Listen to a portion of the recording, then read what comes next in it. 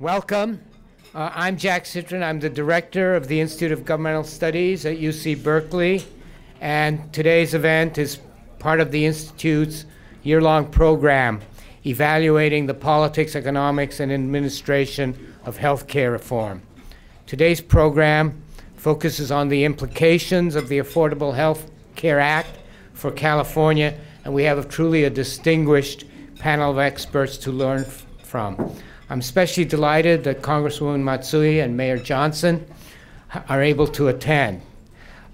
This event, indeed, like many others sponsored by IGS, is organized by the Institute's Matsui Center for Politics and Public Service, the center named after Bob Matsui, who is a devoted servant of Sacramento and an incredibly strong and loyal supporter of his alma mater, UC Berkeley, and we're honored to have this center named after him. I want to recognize and thank the sponsors of this entire series on healthcare reform, the Blue Shield of California Foundation and Kaiser Permanente. A special thanks to Tom Epstein, the Vice President for Public Affairs of Blue Shield, and Patrick Johnston, President of the California Association of Health Plans. And I also want to acknowledge our local co-sponsor of this event, the UC Sacramento Center, where we are, and A.G. Block, the director. I'm actually revving up for my appearance at the Oscars with all these thank yous here. But I do need to thank the people who did the hard work of organizing this event today. Lisa Suennen of the Psilos group, who's the chair of this panel. Terry Bimes, Assistant Director of Research at IGS. Mark Levin, our Associate Director. Tamara Torlickson of Dewey Square. And Jennifer Bears, Liz Markson, and Bridget Boyd, who are doing all the hard work. I want to say some housekeeping. This event is being video recorded. It'll be accessible on UC TV and the UC Berkeley webcasting site within a week. And a final few notes. The Q&A period will occur at the end of the formal panel. Please turn off your cell phones, pagers, and other emitters of noise during the event. Appreciate that. And finally, people who are eating, you just please leave your plates and stuff under the chairs. It'll be picked up later. Okay, I'd now like to formally introduce Mayor Kevin Johnson to open the event. I have to do a personal introduction. I've known him since he was a freshman at Cal in 1983. And by 1986, his picture had replaced mine on my daughter's night table. So it's actually fair to say that we have a strong relationship for 25 years. Kevin received his BA with a major in political science from Cal. His commitment to public service has a long history and is well known. During his career as an NBA star, playing for the Phoenix Suns, he founded St. Hope's Academy in Sacramento. And in 2000, he returned to his Oak Park neighborhood to serve as the CEO of St. Hope's. Later, he was instrumental in transforming Sacramento High School, which he attended, and he is recognized as a national leader in the educational reform movement. He's continued his close relationship with Cal, helping to endow a scholarship there, and more recently serving on the National Board of Advisors for IGS. In December 2008, he took office as the first native Sacramentan, and the first African-American mayor of this city. And so it's a pleasure and a privilege, actually, to introduce my good friend, Mayor Johnson, to open this event.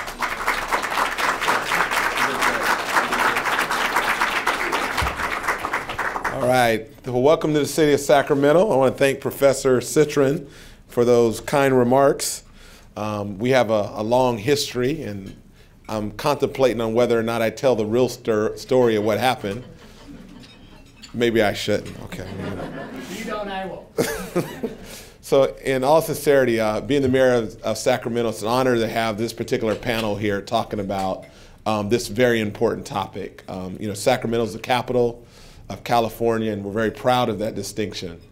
And I, too, just want to briefly thank all the sponsors and the panelists. You have such a distinguished group of panelists who will be participating today, so I want to thank you. I want to thank Congresswoman Doris Matsui just for your leadership. We have a real champion, and we went to Cal, her husband went to Cal. We named the program after her, so we've got to give Congresswoman Matsui a round of applause, please. If anybody has a tougher job than we do, you do back in Washington. We think the politics are thick here. It's even thicker back there.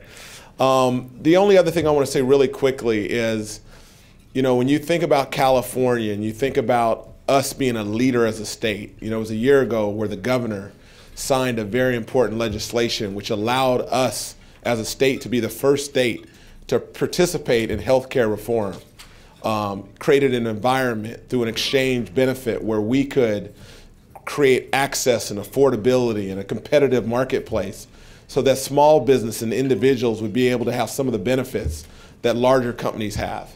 And we want to continue to build on that. And I think this discussion today is very appropriate when you think about how healthcare will impact our state and folks, both small and large, up and down the community. So I'm very excited about the panel. I won't even give you the introduction. You're going to get a big introduction when you get up there. So being the first appointee, congratulations to you as well. Just a little private conversation here. And then Professor Citrin, I do want to thank you. I was contemplating on whether or not I'd say it, but I thought I would now. This was my professor in college my freshman year, and I was trying to determine what I wanted to study. And he said political science. And I said, but if I take political science classes, wouldn't that mean I have to run for elected office? I said, I'm not interested in doing that. He said, no, it doesn't mean that at all. You don't have, in fact, you just learn it. It's theory. You don't have to ever apply it. And here I am being an elected official, so it's his fault that I'm the mayor of Sacramento. Enjoy your afternoon. Thank you very much for having me.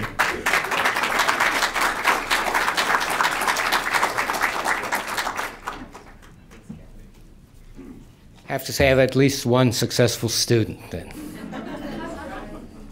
Let me just say a few words of introduction to Congresswoman Doris Matsui, who I think probably needs no real introduction in Sacramento, but still, just a few little points. Congresswoman Matsui was elected to the U.S. Congress in 2005. 2008, she was appointed to the powerful and exclusive House Committee on Energy and Commerce, and in that way was one of the instrumental participants in crafting the Affordable Health Care Act. You all know about her significant contributions to the Sacramento region through expanding mass transit, upgrading the area's water management system, and promoting diversification of the local economy, among many other things. Before her election to Congress, Congresswoman Matsui served as a deputy assistant in President Clinton's Office of Public Liaison. She has served on the boards of a dazzling array of civic and cultural organizations dedicated to public service and cultural development, including her service as the chair of the Strategic Planning Committee of the Smithsonian. And of course, she too graduated from University of California, Berkeley, where she met her husband, Bob. And so it's really a privilege that you've been willing to come here in your busy schedule and make some comments about healthcare reform.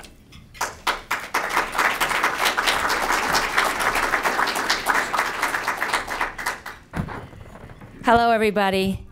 Hi, it's wonderful to see all of you, particularly as we talk about this hot issue of healthcare reform. It hasn't died down, we know, but it shouldn't die down either, because healthcare is not only a national policy that we deal with in the state and the local. Healthcare is personal, and that is why there's so much emotion attached to it. But we also know that we have to make sure that we keep the reform going, because we cannot look back at all. There is too much at stake here. It's not only because we work so hard to get the law in place, but it's also a very dynamic type issue that keeps changing and evolving. But fundamentally, it truly is about the health of the people around us, our family, our neighbors, our community, and even the nation as a whole. Because if we don't have a healthy electorate, we lose in many, many ways. Not only because they're not healthy physically, but physically, as far as our dollars. We cannot let it go as we had in the last generation or so. So anyway, with that, I want to thank the panelists, and I know the rest of you are really wonderful too, but I've known Diana Dooley for a long time. And we go back a long time, and our recent history, we've worked together in the healthcare reform bill as we were trying to write it. And she was certainly helpful during that process with the Children's Hospital. So I appreciate very much where you are today. As I said, it is a very important issue, and I'm really happy that you're having this forum today. Because quite frankly, California needs to lead the way. And we always have led the way. So do not let that leadership slip at all. We're going to need you as we're moving along and trying to make sure that the law gets implemented as it should be. Now, I just want to say this. I know that you all know there's been a little change in Washington, change in the majorities, and with that, a change in the majority's priorities. As you know, just last month, the first bill that came out was a repeal in the House of Representatives of the health care bill. I obviously voted against it, but it was the majority passed it. They passed a repeal. The Senate, and I will say this many times as we had gone through when we were in a majority and trying to do all these things, Senate, we'd pass all these bills and the Senate would get it and they would die. In this particular case, the Senate did the right thing, and they rejected repeal. So, and against this backdrop, Congress is not the only body deliberating on this bill. We know about the court system. A federal judge in Florida just earlier this week, issued the 4th District Court ruling on the law. He basically said that the individual mandate, which is a central pillar to the law, and essential to bending the healthcare cost curve, is unconstitutional. He ruled that Congress overstepped its constitutional authority by requiring all Americans to purchase health insurance. However, lost on many is that 2 other federal courts have upheld the law. So we have a 2-to-2 type of situation. We know it's going to go to the Supreme Court. It hasn't even gone to the appellate level yet. And we believe at the end of the day that the Supreme Court will uphold the law. But as I say this, it's a very dynamic situation. And the executive branch and those of us who are really committed to this are working very, very hard to get the implementation going as quickly as possible. You know, we already have a situation where if you have a young child, you don't have to worry about pre-existing conditions. So many of you have, and probably you yourself too, were concerned about what you can do with insurance when you're out of college or whatever, and you can stay on your parents' policies until age 26. Some of the seniors are having a hard time paying for their pills, prescription drugs, and we're closing that so-called donut hole. And, you know, a lot of this is important because it's taking place right now. What we're doing is ensuring that everything we do is done as quickly as possible. And that's going to be really very important as we move forward. This is where I believe that it's wise for Republicans and Democrats to work together to find common ground, and where I encourage all of you to participate.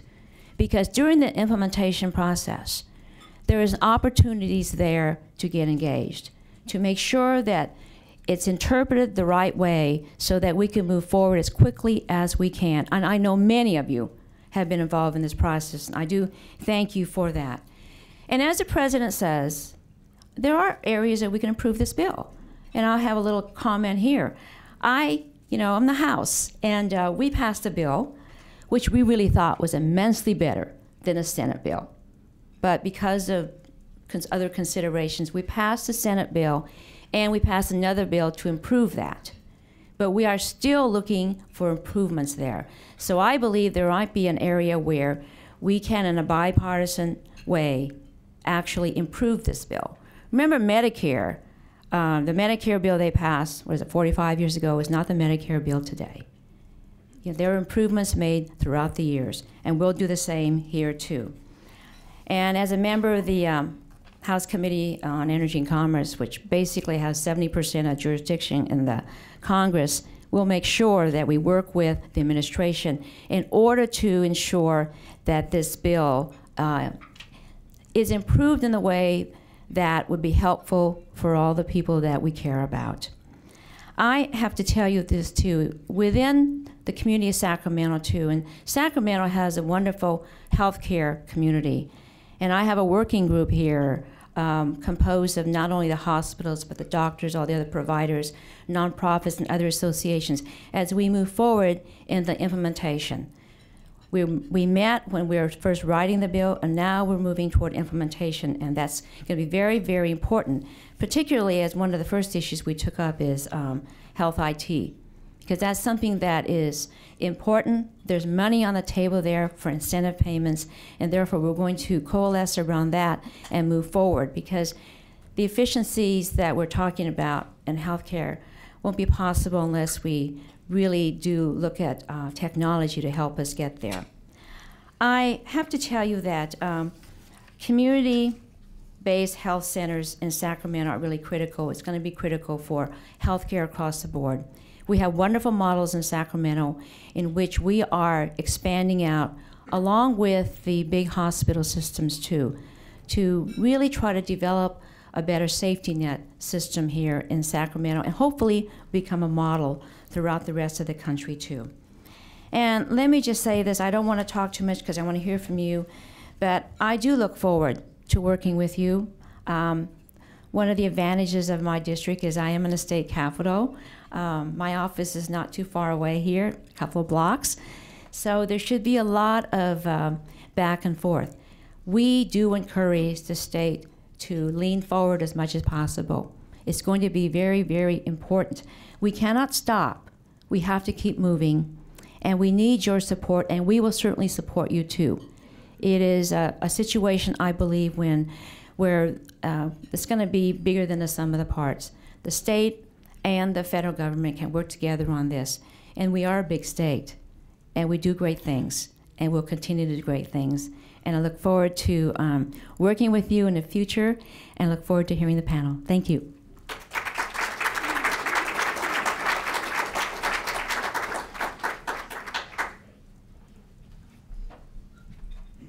Thank you very much, Congresswoman Matsui. And now maybe the panelists would come up here and sit down. And while that's going on, I'd like to introduce the chair of the panel and the person who put this program together, Lisa Suennen.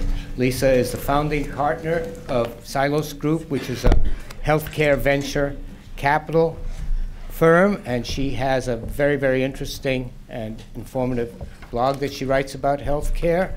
And I also can't end this without saying that Lisa, too, is a Cal grad with her BA and MA, and she was one of my students, too. So I say with Kevin and you, I have two successful students. Thank you very much. Welcome, everybody. Thank you for coming today. Unlike Kevin, I took political science classes and didn't end up using them for anything useful.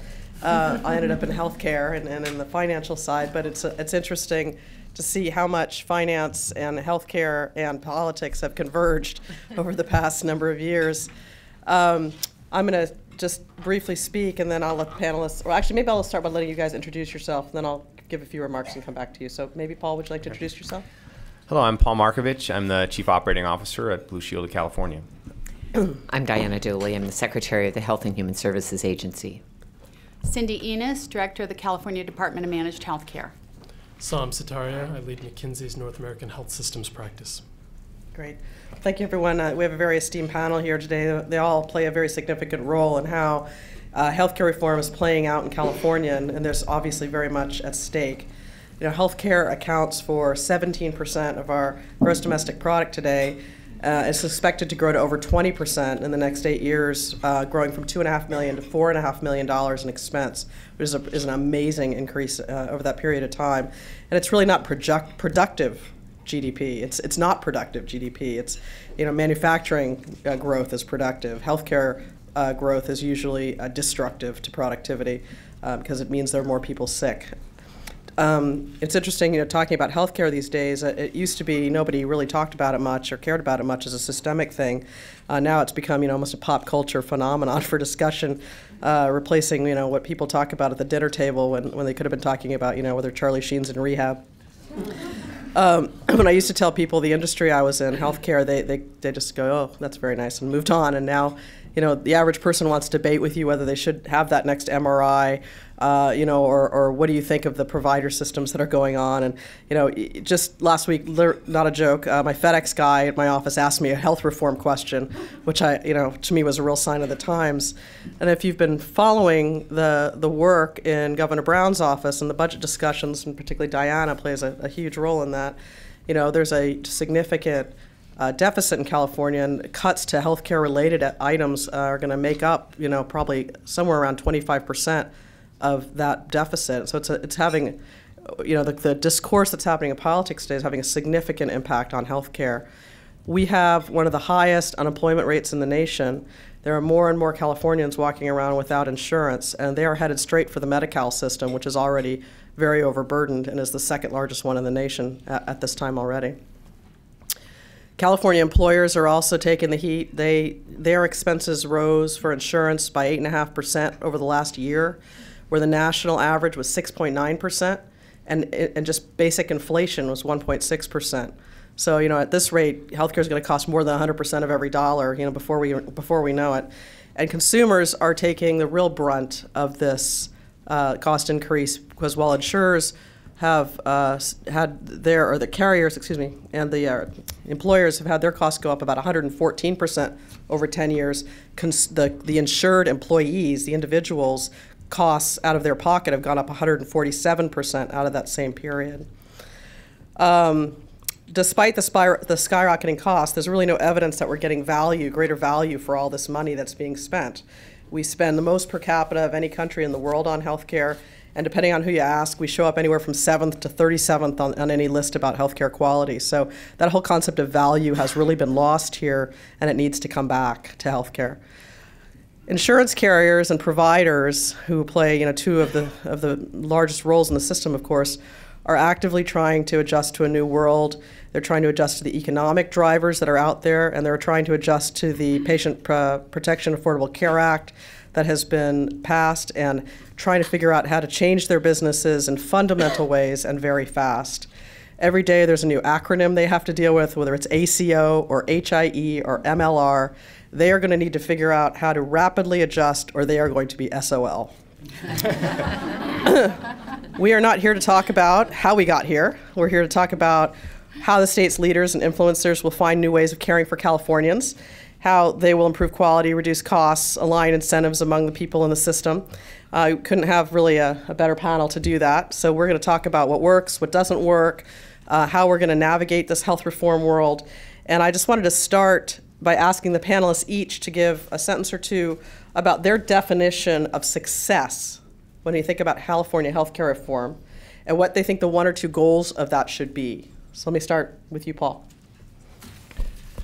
Well, I think the number one criterion is that we eliminate the notion of medical inflation.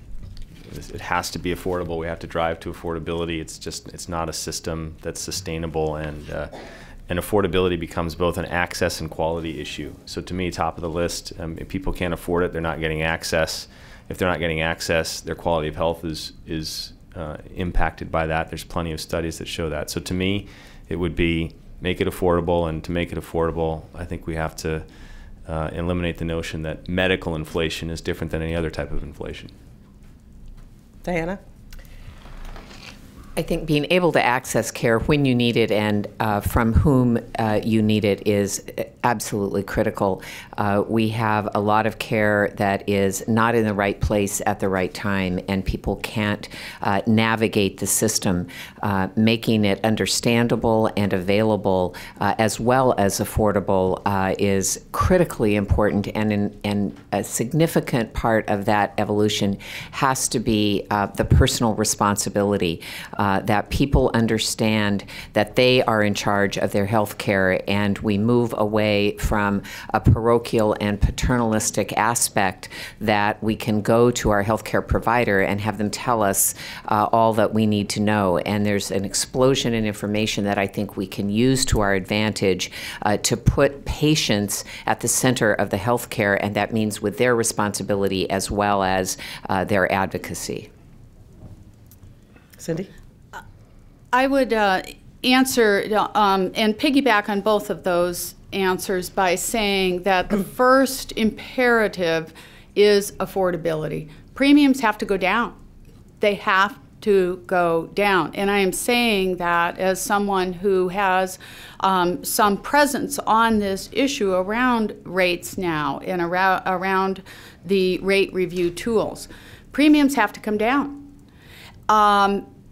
Or else the entire promise of health reform is a hollow promise, in much the same way as the guarantee under HIPAA of individual conversion coverage is largely something that has gone out of reach for many consumers. And so that fundamental issue of affordability is something that must be meaningfully addressed. The second imperative is to take on as an imperative to change the system from one that is focused on acute care to one that is focused on preventive care and chronic care management, and completely realign both the incentives and the delivery system to deliver on that particular imperative. So successful health reform will deliver affordability and will deliver a system that is focused on preventive and chronic care management. So I admire the push towards cost, quality, and access that my colleagues on the panel have articulated. Let me put some specific numbers to that, because I think it's very hard to argue with that aspiration. If we look going forward for California, we have a situation where $350 billion north of annual expenditure will grow at 6, 7, 8% compounded annually for the next decade. I don't think healthcare reform is actually the real issue, because with or without reform, that rate of growth is probably too high for the state to actually endure. So the challenge I would put out there is, how do we actually bend that cost curve significantly? And a target I would put out there would be somewhere on the order of $200 to $250 billion in less expenditure than would have otherwise been planned over the next decade. And if we can get that out from the waste that exists in the system, I suspect we'll have the flexibility to achieve the cost, quality, and access that has been articulated here. Thank you. Can I ask, and I don't know who might want to take this, but how is California different than other states when you think about health reform and how the bill and the environment interact? I don't know if this is maybe Diana, if you want to take a crack, or Cindy. Cindy, go ahead. Do you want to go first? Well, I would note a number of things that make us unique. First of all, we have a unique delivery system. The penetration of managed health care in California, the system of care that I oversee for about 21 million enrollees, is pretty unique anymore to the country. We have approximately 52% of our insured enrollees, whether through commercial or Medi-Cal managed care, in managed care, with and approximately 16 million of those are in integrated delivery systems using capitation or some kind of prospective payment.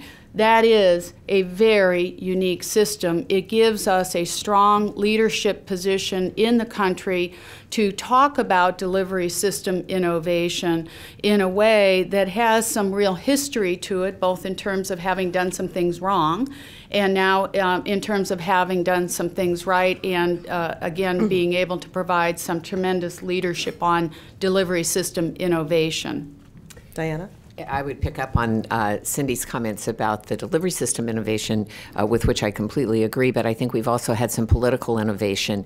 California was a leader in healthcare reform in the past administration. Many of the elements that became a part of the Affordable Care Act were included, and we began the process of making our body politic in California familiar with the interrelationship. The common complaint that this was a bill that was 2,000 pages really didn't show the proper deference to the complexity of the interrelationship. All of the talk now about the individual mandate is a risk issue that I think Californians have more understanding that you can't let healthy people who don't need insurance stay out of the pool and expect it to be financially stable. So we have been an innovator in the political conversation as well, and it is why California was the first in the country to establish an exchange, and I think we'll talk a little bit more about the health benefit exchange as we go on. But California is not like any other state. It's the largest, it's the most diverse, it is the most complex, and our systems have the potential to lead the rest of the state in the reforms that Cindy described and that we'll continue to talk about here today. We also happen to have 2 regulators in California. Of course, we have Cindy doing the Department of Managed Healthcare, and then there's an elected official whose name escapes me, I think, who's the commissioner of the Department of Insurance. No, but it does. No, but it just. I say that obviously jokingly, but it does. It does, like, as you even think about other reforms, rate regulation. We've managed to bring that topic up with the news on our rates recently. Is come up, but then you have this interaction of. We have federal reform that I think a lot of people have forgotten requires an 80% medical loss ratio for the individual business as well as the small group business starting in 2011, which means that any health plan that prices at a level that they're spending less than 80 cents on the dollar on healthcare claims must refund customers the following year. And so there's been a lot of energy about rates, and people have forgotten that there's a federal law out there that basically requires all health plans to pay back if they have priced higher than that level. So how would a new regulation law work with that federal rate regulation, or with an exchange where the exchange has power to negotiate with health plans with their rates? It can get more complicated when you have multiple players. And I think the other thing I'd say is, I don't know if this is unique to California or not, but our experiences we've seen with the unemployment being so high here and the economic difficulties being so strong, it's putting great stress on the individual risk pool. And so that's a big driver of the healthcare costs in the individual pool, is when people voluntarily drop out. The people that voluntarily drop out because they can't afford it tend to be much healthier than those that stay. And that creates, I'm sure you're all familiar with the death spiral, and we are absolutely experiencing some of those stresses right now. And so I think those are 2 factors. When you're economically hit harder, it hits the individual market and the risk pool. And I think it does get a little more complicated, obviously, in a regulatory system when we're thinking about reform and implementing it. You know, I'll just add 3 things that worry me going forward that's unique about California. One is our population is actually aging about 0.8 to 1% faster than much of the rest of the country. The second thing is we have a very unique set of expenditures which will occur in the state related to seismic in the delivery system. And that seismic expenditure will add a significant amount of cost in the delivery system over the next decade that has to be financed in one form or another. And the third thing is, regardless of the full implementation of healthcare reform as it's legislated, California will likely be left with more uninsured than 50% of the states in the union have population at the end of that. And so we just have to consider that unique environment here. Well, that's a pretty stunning statistic, actually. 50% of insured, more than 50% of the state's populations. So when you think about the health reform bill, the so-called Patient Protection Accountable Care Act, PPACA, if you could think, kind of added that view from California, what do you think is the one thing that's, thank God it's there because we need it in California, and what's the thing that's the worst? Oh my God, this is a disaster for California. Saum, you want to start out? Well, I would start by saying it's these guys. I mean, to be quite honest with you, if you look at where we're starting from, we are in a much stronger position, right? So if you look at ambulatory utilization, if you look at inpatient utilization, if you look at underlying health status of the population, we actually, despite those rates of change going forward, we're starting from a position in which this state has delivered the care for its population at a lower cost per capita than most of the rest of the country. And to me, that has a lot to do with structure that has been described, but it also has a lot to do with innovation that has occurred, in some cases probably in silos, more than it has at the intersection of different organizations. And to the extent that we can foster more public sector, private sector innovation, more innovation within the private sector itself, we probably have a lot of good things to build upon. So what do you think is the one thing out of the ACA that's the most worrisome for California?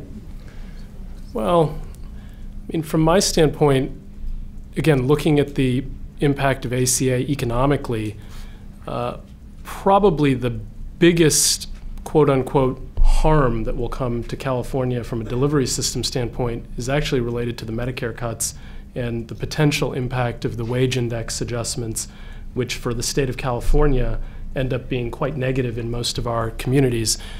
Those types of cuts which occur to the delivery system, whether on the physician side, the hospital side, ambulatory side, put a tremendous amount of pressure in combination with the seismic issues on cost shifting.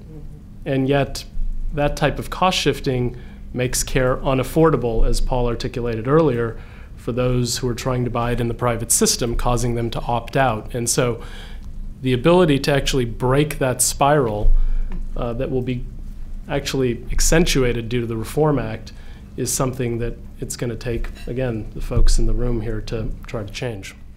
I would pick up on that as the one of the difficulties, if not a weakness in the Act, is exactly as some has pointed out.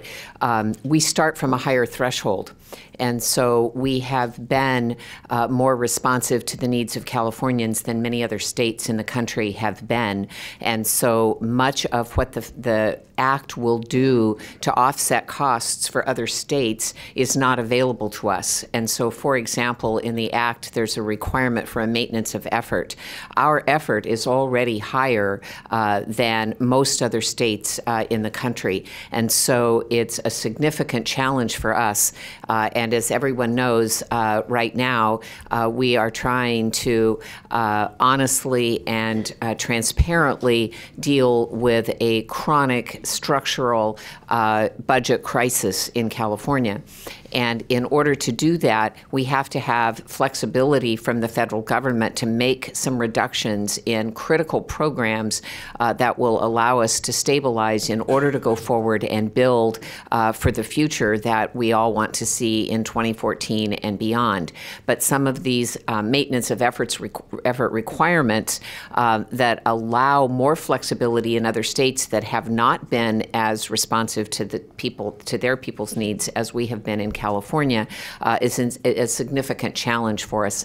I think one of the strongest and best parts is the focus on a health benefit exchange and the early funding of that in the Act that is not vulnerable as some of the other sources of funding may be. We're very worried about the health IT, which is going to require continuing decisions in the new Congress. But the funds are already available to start the exchange, and it's why California took the lead in establishing the legislative authority. We are beginning the foundational work now to get the exchange up and running and ready to launch in 2014. But all of this work in California is going to be dependent on our ability to get our fiscal house in order, and there are significant challenges related to these requirements under the federal law. Well, I would say the best thing about the bill is my perception comes from the fact that I got into health insurance, health reform as a mom 26 years ago when I gave birth to a child with a chronic condition and we could not get her on our insurance coverage. And from being a mad mom for 26 years and really working for the kind of change that we're now seeing, the best thing is guaranteed issue. the best thing is the fact that someone who in fact needs health care potentially now has access to that, assuming obviously the affordability issue. In California, I have been very concerned over my tenure for the last 7 years as director that we have moved from a model of coverage that was primarily a very comprehensive model in which risk selection was not, and cherry picking was not the rule and the name of the game. Over the last 7 years, we have moved to a model where cherry picking is what I would call cherry picking and lemon dropping has been increasingly the business practice, and a move increasingly to what I would call Swiss cheese coverage as opposed to comprehensive benefits.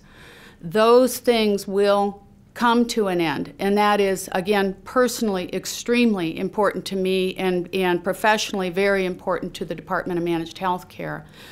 The thing that I would regard as a negative is the insufficient focus on cost reductions and cost drivers. It isn't sufficient just to tell health plans, you're bad, lower your costs, without addressing what some of those underlying cost drivers are.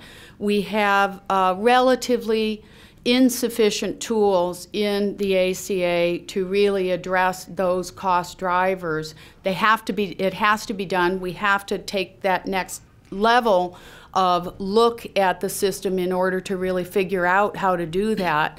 But I would say that as I look at implementation of the ACA, the lack of real tools to address some of that underlying cost structure, I would regard as probably one of the major negatives.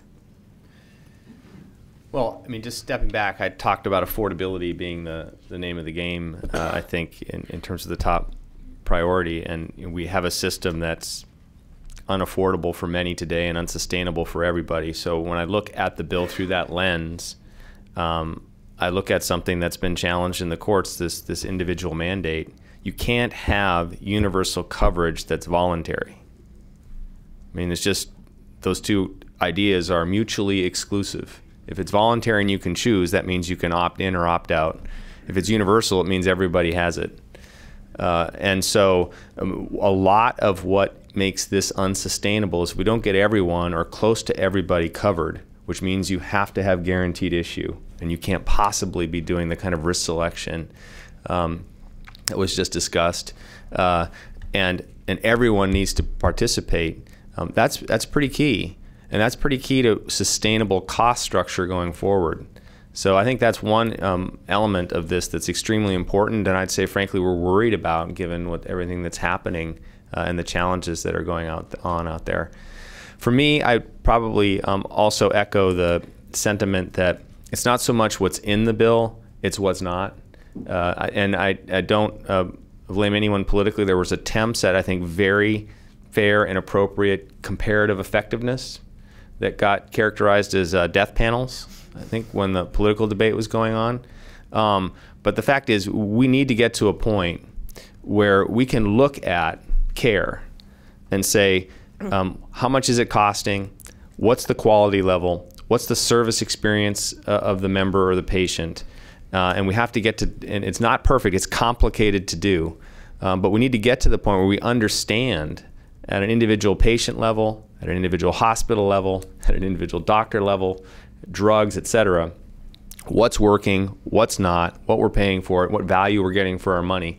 Because we're not going to be able to get to this affordability and cost containment unless we understand that. And there was an attempt to have those sorts of things in the bill. Obviously, they didn't make it for the reasons I mentioned, but I would say that would be my one regret. So whose fault is it that those didn't get into the bill? Oh, now you're asking me to cast blame on a political process? Yeah. Yeah. I mean, I can't say that I went back through it and I can point to what happened, but I think what did happen in this case was there was a lot of anger that got elicited in the public, that this idea that someone was going to walk around and I guess pull the plug on grandma, or there's going to be these panels making these decisions, and so I think the attempt got characterized in that way, and it became political kryptonite. So I was.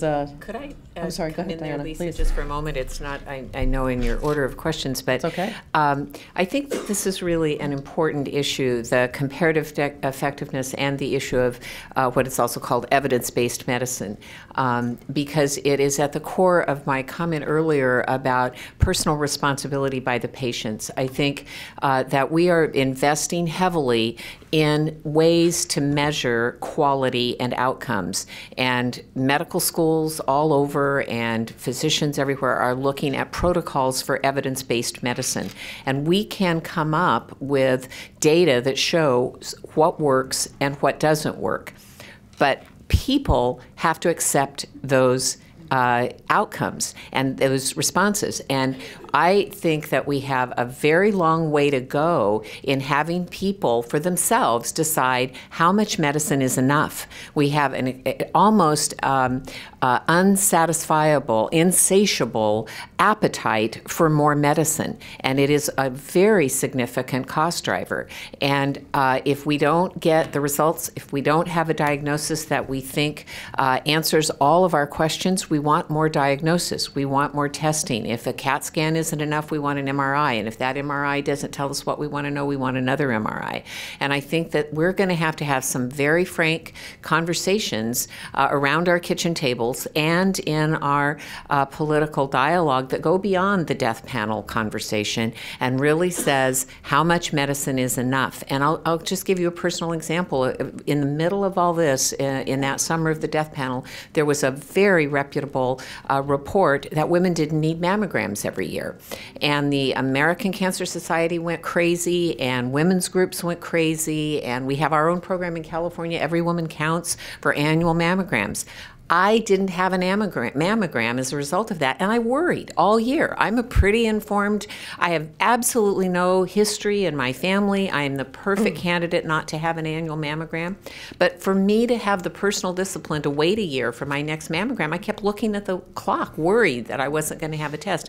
I mean, I think that illustrates how, on a very personal level, we have to take responsibility for healthcare and the cost drivers. And a lot of those cost drivers are our choices and the way we use healthcare and even the insurance product. The notion that our health insurance program, it's not like any other insurance. It's sort of a hybrid of a prepaid plan and an insurance product, because we don't hope our house burns down or we get in an accident to use our homeowner's insurance or our fire insurance, but everybody expects to use their health insurance. So I think there are some other conversations that we have to engage in about our expectations about the system as we look at the cost drivers and how we can control them. And I think evidence-based medicine and comparative effectiveness are some of the words that we don't fully understand the implication of and how they're going to play out in our own personal relationships with our caregivers. You look like Saumya wanted to say something to that. Well, you know, what I would say is that what we're highlighting here is that from an economic perspective, the way in which we finance healthcare is misaligned with where the risk is, right? So if you think about the concept of insurance being for random, infrequent, and unexpected events, that's not what we use insurance for. To the extent that you have three ways to finance healthcare, savings, subsidy, and insurance, we overutilize the insurance portion of this. Now that leads to things like moral hazard and other things that are being described here. In many cases, though, because it's your own health or somebody's health or your child's health, that concept of moral hazard seems a bit cold because you're talking about something that's very intensely personal. And so the economic reality of how we finance healthcare is disconnected from the emotional reality of how we want to consume healthcare, and it's completely disconnected from the risk. And I think this issue can only be solved through incentives. If you want physicians to behave differently, evidence-based practice, I mean, I think about that from my background as a cardiologist. Here's a field with more evidence than in almost any other field. And yet, if the economic incentives are not there, pay for performance and other things for physicians to follow that, you will have inconsistency. Similarly, for patients, if the incentives, personal incentives, are not there to make those tough choices, they're very unlikely to happen. And some of those structural things probably have to change. They likely won't happen as a result of all of our individual goodwill. You know, I think it's interesting what you're saying, because I agree with you fundamentally, and I think the whole concept of evidence-based medicine and comparative effectiveness is controversial in part because who are people supposed to believe or the government comes in with a program and says, we're here to help you, and people generally don't respond well to that. People generally want to hear their providers tell them what's the right thing to do from a clinical standpoint. And as you well point out, I think the providers are often not properly incented to do the right thing, whatever that may be. So I think it poses some interesting challenges. Cindy, you look like you wanted to add something here. I might like to get a teeny bit provocative. Go for it. Because, you're very factual, and I so admire that, and I really wish I was that way, but I'm more on the passionate side of things. One of the concerns about evidence-based medicine is the ability to see at either a personal level what the incentives are, but even at a macro level what those incentives are for me saving the system money. One of my concerns is, first of all, what we saw over the last number of years is consumers getting slammed into high deductible products. And they now had aligned incentives to reduce their utilization, and guess what they did, particularly with the recession? Well, that didn't produce lower premiums. The reduced utilization has not produced anything that you would see in your insurance premium or in anyone else's insurance premium. And I've read a number of the market reports, and I keep reading this, decreased utilization, and at the same time, this sense that we're still in this uncontrollable, escalating cost cycle. And so, at some level, the parts have to connect. It's one of the problems that I've had in trying to discipline medical groups to not get outrageous in their cost requests. And that is, what they say is, at the end of the day, I don't see what the connection is between me giving up something and the system, or me getting something in terms of a more affordable premium. That connection has to occur, and I really would emphasize the role of health plans, that they have to figure out how that connection makes sense now when they're out arguing for decreasing utilization of inappropriate care. Paul, you want to comment to that? Was that my prompting? Okay. I'm looking around. Is there anyone else from a health plan here? No, I guess not. Well, we were just being too No, nice. That's good. That's why I sat between them. Yeah, that's right. I appreciate Diana playing the buffer role. No, it's actually hard to disagree with any of that in the sense that the first point that you made, which is, I think that's one of the places we need to go, and frankly where we're planning to go, and that is to have a much more explicitly line up behavior change at the patient or member level with out-of-pocket exposure, or whether that's premium or copay or whatever it happens to be. And we absolutely need to go there so there's a clear line of sight. Otherwise, the incentives just aren't that meaningful, and people can't. If they don't have that line of sight, I don't think you're going to get the change in behavior. I do think that there's better ways to structure benefits generally than having big cliff deductibles as we do in the individual plan. There's a history to why that happened. We could sit here and talk about it for weeks. It wouldn't be particularly interesting, but I think there's better ways to structure benefits, generally speaking, than that kind of cliff where you have the first $2,000, $3,000, $5,000 coming out of your own pocket. It does affect utilization for the individual. I think what we've been experiencing, as I said before, is that the individuals that are staying insured are generally less healthy than the people who are opting out. And so when you have to charge a premium overall, that keeps growing at an unacceptable rate. That's not the only reason, but it's one of the reasons I think it's getting away from us now. So, first of all, I'll say that when I told somebody yesterday that I was going to moderate a panel on healthcare, they said, I hope it's not a death panel. So glad that came out. But not so far, anyway. Yeah, not so far. Although, thank God Diana's between you and Cindy there. One of the things that I think has been laid out as the sort of the great white hope for all of this is the accountable care organization, this concept of a medical home or accountable care organization, a provider-owned organization that provides care on a broad and then holistic and thoughtful and integrated basis to people. Do you think that ACOs can deliver on a promise, or is that just a pipe dream that we tried before and doesn't really work, or what has to happen for that to work? Diana? Well, someone described an ACO, Accountable Care Organization, like a unicorn. Everyone imagines one, but no one's actually seen it. And I think that the notion of an accountable care organization, it simply, from my simple mind, is a managed care plan run by the provider instead of by the insurance company. I mean, it's basically a way to create integrated delivery by providers of care and create the either capitation or bundled payment, or in some way an economic incentive to integrate care so that you're providing it at the lowest, earliest, less expensive point, and creating health instead of treating illness.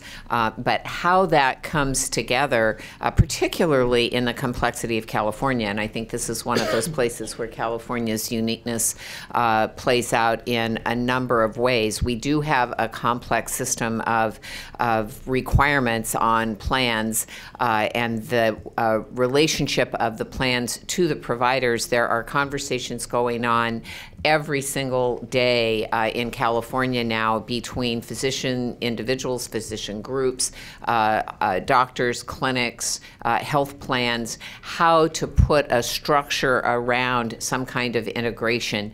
And there are so many different ways that the care has come to be delivered in specialty care and primary care and nonprofits and for-profits and physicians and hospitals, that it's rather exciting to me, actually, to see the out-of-the-box thinking that's going on that has been stimulated by the Affordable Care Act.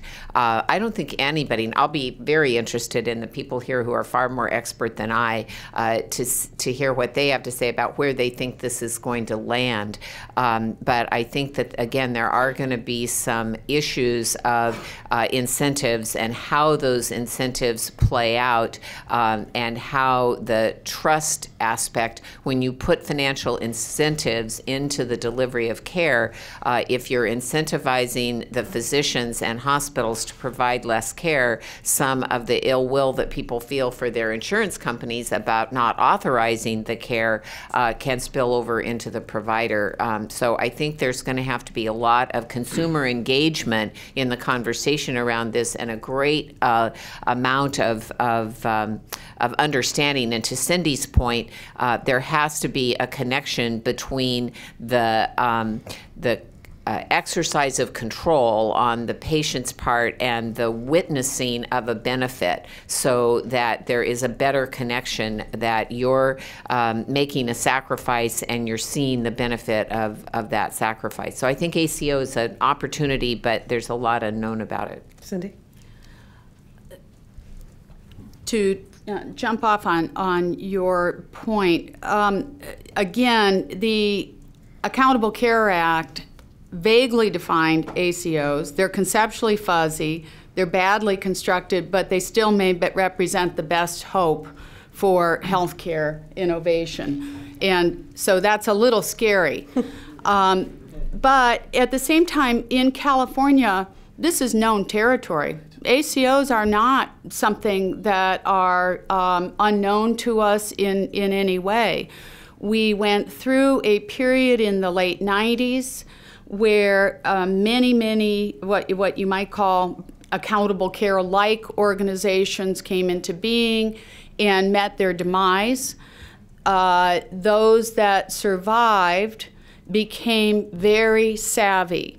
And the regulator, again, that's why the Department of Managed Health Care came into being 10 years ago. We are celebrating our 10th anniversary, was to essentially oversee a structure in which capitation and in which risk sharing could take place in an environment where consumers were adequately protected. And I would suggest that California, in many ways, has the highest standards in the nation for the care that enrollees receive.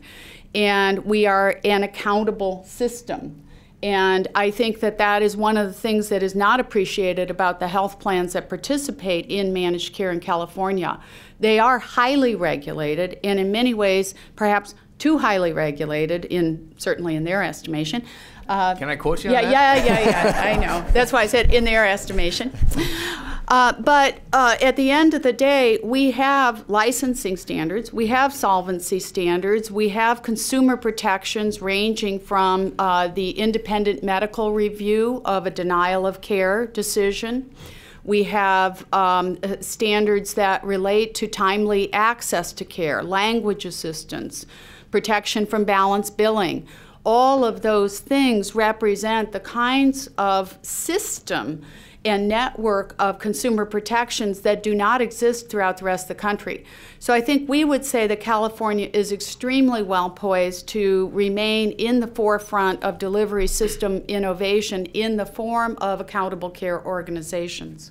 So in the last era of accountable care organizations, the 90s, when practice management, physician practice management organizations came together, and as you said, many met their demise. And many were pleased to see that, actually, I think. And now they're sort of coming back like Jason, and Halloween. But what happened last time was we were left with a lot of consolidation, and it's happening again. We're starting to see another wave of massive consolidation where there's been a market amount of research that shows provider consolidation drives prices up. It's pretty basic, economics. Saum, I don't know if you have any thoughts on that whole issue. Well, I think anytime you take an underfunded government program and project forward with some transparency, greater underfunding, going back to my Medicare point, what do you expect to happen structurally within the industry? For-profit, not-for-profit, doesn't really matter. The fact is that healthcare organizations have to capture scale economies in some sense. Now, we would hope that many of them would think carefully about capturing skill economies as they merge, and therefore learn to do things more efficiently. Let me relate this back to the accountable care discussion, frankly, some of the points Cindy made earlier around evidence-based care. We can simplify this problem. More than 2/3 of the cost in the system today is coronary artery disease, congestive heart failure, some combination of asthma and chronic obstructive pulmonary disease, depending on whether you're talking about little kids or adults, cancer, and diabetes, and obesity is the overlay. So where do we need to apply standards? We don't need to apply standards to the rare conditions. We frankly don't need to worry about the next renal transplant that may be considered. We need to worry about the condition that led to the renal transplant that may be diabetes. The point is that if you can actually just take those 5 conditions, 6 conditions at some level, if you include obesity, and develop some standards and less variability in the care with basic evidence, you can actually make a significant amount of improvement in the cost of care. Whether you do that through an accountable care mechanism, a bundling mechanism, some narrow network mechanism, we've got to remember at the end of the day, and I'm saying this now putting my doctor hat on rather than business hat on, all of the incentives and all of the structures that I talked about before have to be driven by where the clinical issues are, not vice versa, right? So once you figure out what you want to do clinically, okay, and by clinical I don't mean just ill people, I also mean what are we going to do from a wellness perspective, then you can construct the business models that will hopefully make that work. And I think the point Cindy makes, it we've been in the middle of this in California for a long period of time, is very, very accurate. The question is, what's the next generation of innovation going to be that leads us to the next level? I will make one other comment, which is the other big area of waste that has to be tackled is, whether it's the delivery side or Paul's organization or others, unfortunately end up spending a lot of money that I know they don't want to spend on all kinds of administrative costs, worry about denials and eligibility and claims and all of this back and forth. Frankly, that is incredibly expensive and doesn't add a whole lot from this image. So the other thing you may want to have come out of accountable care, and to the extent that that is some collaboration between payers and providers, is some effort to take some of that waste and back and forth out of the system. So first thing I wanted to mention is we have a unicorn, and we know exactly what it looks like. We expect to be announcing more unicorns soon, later this year, and I'll describe it in a minute for the rest of you. And then I think there are differences, at least between the way that we've been pursuing what people are referring to as an accountable care organization and kind of the prior version of managed care. I mean, Cindy's right. We have an infrastructure in place where we've been doing this sort of thing, delegating to providers for a while. So there's an infrastructure we can absolutely take advantage of.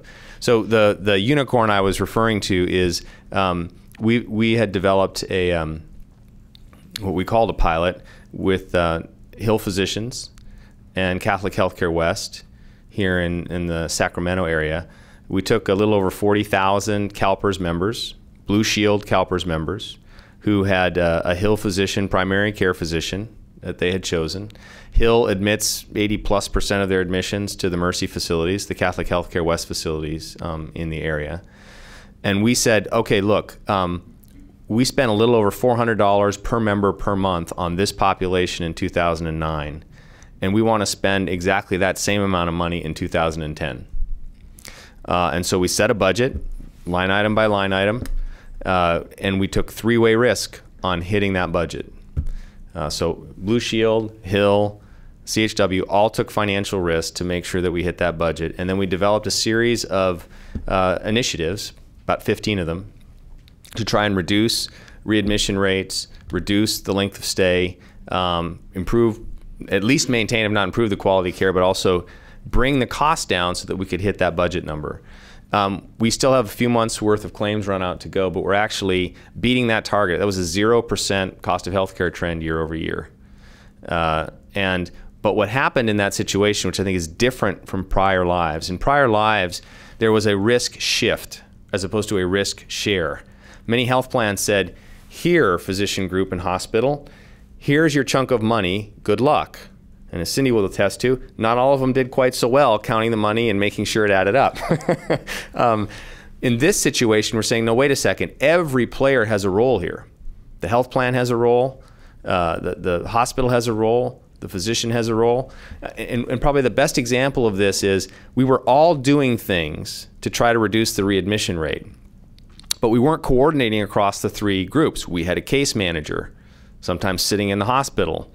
Hill was managing the physician. So now when we sat down and worked it out, we said, look, every member who leaves the hospital is going to have a physician appointment within the next 10 days, or they won't leave the hospital. Simple, basic, wasn't happening, wasn't getting coordinated. Readmission rate is down over 20% year over year.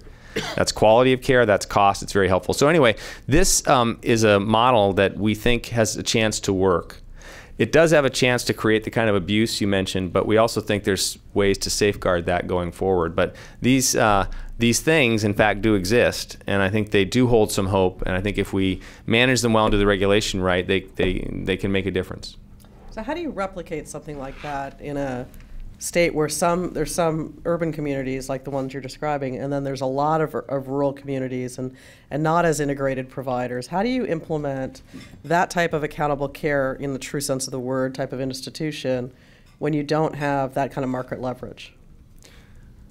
Well, I do think, I mean, we're working on it right now, and what I'd say is that I'm encouraged by the number of providers, because the message I've been going out personally and sending them is, look, the gig's up. I mean, the status quo is going to kill us all. We're either going to fix this problem as a private healthcare system, or it will be fixed for us. And so this is our chance to do it. And I think they're all seeing the status quo as being just not sustainable for the end customer because the money's not there. So there's a level of willingness on providers that simply wasn't there before to engage in these kinds of models that I haven't seen. So I'm encouraged by that. When you talk about urban versus rural, it does get more complicated, but I think there are answers there as well. So I'll just move on to another question, Diana, particularly targeted to you. As you know, I saw in the paper this morning that President Obama and Secretary Psilos are trying to give guidance to the states about how to address Medicaid changes and what to do and what not to do. And you know, some of those thoughts, while I'm sure well-intentioned, probably fly in the face of reality of what needs to get done to deal with the budget issues. Have you seen examples in other states' Medicaid programs or in our own that could be replicated more broadly that would make a fundamental difference in the issues you're talking about, engagement of consumers, delivery of care, you know, provider engagement, et cetera? Well, I think the announcement yesterday by the Secretary that they were willing to engage with the states on more flexibility is encouraging, and certainly California needs that, and other states as well. The first and best example that comes to my mind in California about Medi-Cal has been the experience with managed care in California, and the work that we have done together with providers and the companies that participate in Medi-Cal. The costs of care are particularly difficult in the Medi-Cal program, and it is a program that has all risk. You only get into it when you have a so it isn't anything like an insurance product. It is a plan for paying for health for the needy when they can't get care anywhere else. But the experience that we've had in managed care and working with the plans, I think, has been particularly a good experience, and I don't have any real experience with other states that may have tried the same experiment, but it's been about a 15-year experiment that has paid significant dividends. So last question before I open it up to questions from the audience is, all of this health reform and system improvement have incredibly lofty goals that all of us, I'm sure, would support, improving quality of care, improving access to care, reducing the cost of care. It's hard to argue with any of those things, but yet it's very difficult, as we all know. Who wins and who loses in this whole process? Assuming that the Accountable Care Organization, or Accountable Care Act, gets implemented as in largely its current form. In the end of the experiment, in 10 years we look back, who do you think wins and who do you think loses?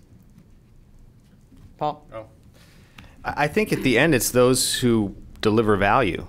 And I think when we get to that win. And those that can't, that don't. And that for everyone in the value chain, whether it's a health plan, you're not going to be around unless you figure out how to contribute to this affordability crisis. And what I mean by it is not in the right direction. You're supposed to be making it less expensive, not more expensive. And the same thing holds true on quality, service, and cost for providers and others in the value chain. Those that are coming up with medical devices, new types of treatment. Those are going to, if we do this right, they're going to come under scrutiny, and we're all going to be looking at this saying, is this really worth it? Is this really adding value the way that it ought to add value? If we get to the type of evidence-based medicine for some of the basics that Saum had mentioned, as new innovations come along or new ideas come up, they're going to be tested through that lens. And so the parties that get rewarded are the ones that really add value in that system, contribute to affordability and improve quality. And I think those that will struggle are those that don't, and whether they're using their market clout in the current environment to try and hang on to it, those are the folks that will be threatened. Saum, what's your thought on that? Well, I think the question of who wins and loses is a very tough one to generalize, because I do agree with the notion that those that deliver value have the potential to win. If I were to be blunt about it, I think the real winners in this, from an economic perspective as legislated, will be the physicians, because there's very little from the standpoint of the act today that actually changes the way in which they're compensated. And secondly, it's the one factor input that we have that is truly resource constrained going forward. If you just project the shortages both on a primary care and specialty standpoint, their negotiating leverage will increase over time. Right. And without the incentives from a financial perspective or reimbursement perspective, whatever, to change, I suspect economically, on an individual unit basis, they will be winners. I think hospitals are going to struggle in this environment purely due to the Medicare cuts. And I think that, to Paul's point, innovation will be, how do you actually productively take care of a Medicare patient with good cost and quality, as opposed to not, and that's going to be. And then on the health plan side, I think, frankly, most of the health plans will end up spending a lot of money innovating for books of business that today they can't reliably say they know how to take care of. And that is going to be an ongoing evolution. I would make a broader comment, which is that in terms of winners and losers, the thing I worry about the most is that the broader economy has become very reliant upon healthcare for jobs. And if you look at everything we're talking about today, we're talking about, even though California is better off than the rest of the country, we're talking about less utilization, at least in those high-cost settings, where lots of jobs get added at, what I would describe as very, very high wages. And so the fact is that one of the long-term impacts of success in bending the cost curve will be, from the macroeconomic standpoint, a worry that the biggest economic driver of job creation in the state will actually disappear. And make no mistake about it, education and healthcare have created more jobs than the rest of the sector, all of the innovation in Silicon Valley and whatnot. I think 1 in combined. 10 people in California is a healthcare worker of Right. some sort, right? Over a 25-year period, the Brookings Institution would say that those two sectors have created the most jobs in America and negative real productivity. So this is a real worry from a macroeconomic standpoint. Cindy, If I may just, I'm sorry, Paul. I'm sorry, I just make one point. I would just take issue in the sense that, I'll give you an example. Right now, it costs more, about 20% more, to provide the health benefits of an engineer that works in Silicon Valley than it does to pay for a health engineer in India. And so, I mean, this is, when we talk about job creation, one of the reasons that's the case is because health benefits cost so much. And if you're an employer providing them, you're not going to hire people. So I think this employment thing will take care of itself. Cindy, can I get your comments on the winners and losers? Winners and losers, well, again, looking at from the loser standpoint, the notion, again, coming down to one man's waste is another man's income. And so there is that sense that you're in a game that is a very difficult thing to penetrate. But coming back to why we did this in the first place, we did this because our children, ourselves, have not had reliable access to the most basic sense of security, which is the ability to ensure that if you get sick, you will be taken care of. It is something that has been so fundamental to other countries and so missing in our own sense of frontier American values that we need to come back to the sense, I think always, that this is why we are doing what we do to put pedal to the metal on implementation in California. It is because that the winners who, again, have led very, very insecure lives, if they're like my daughter, have known since they were young that they had to find a job with benefits. They weren't going to be an artist. They weren't going to be something adventurous. They were going to be going out and finding a job that had benefits and stay in that job to maintain those benefits. We are winners in that regard, and we have to fight to maintain that. Diane, I'll give you the last word. It's hard to put this in the context for me in winners and losers. I'm deeply concerned about the workforce issues that we didn't even discuss, that we just touched on.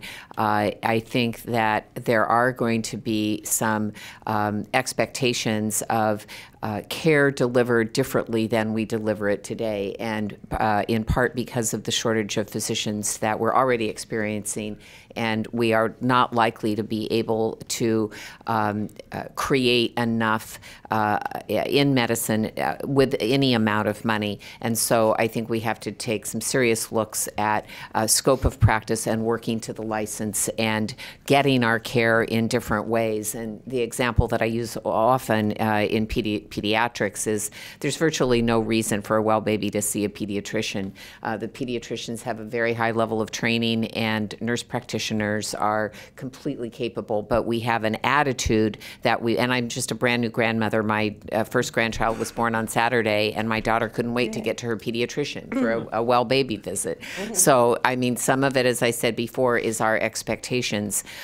So I think that to be very Pollyanna-ish, I think we can all be winners in this if we can work it right. But I think we have some significant challenge in a marketplace environment.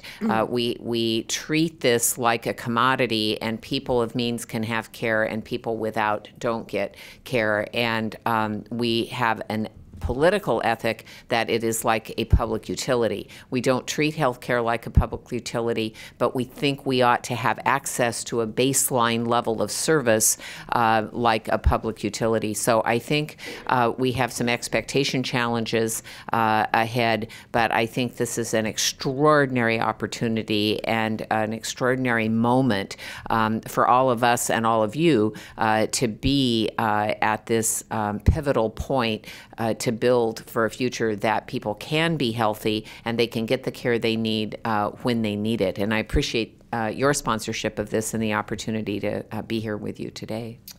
Thank you very much. I want to thank our panelists today. This was terrific. Really appreciate all of you coming here. Thank you to the audience for your time.